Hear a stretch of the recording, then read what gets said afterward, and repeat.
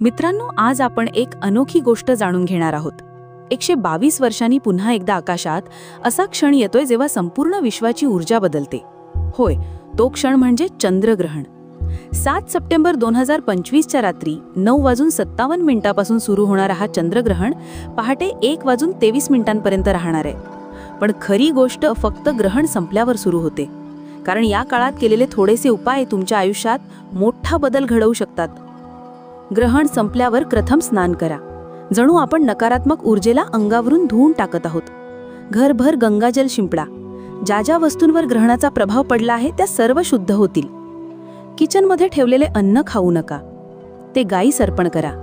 जर तुम्ही आधीच अन्नात तुळशीची पानं टाकली असतील तर ते ग्रहणाच्या अशुद्धतेपासून वाचेल. आता करा भगवानाची पूजा.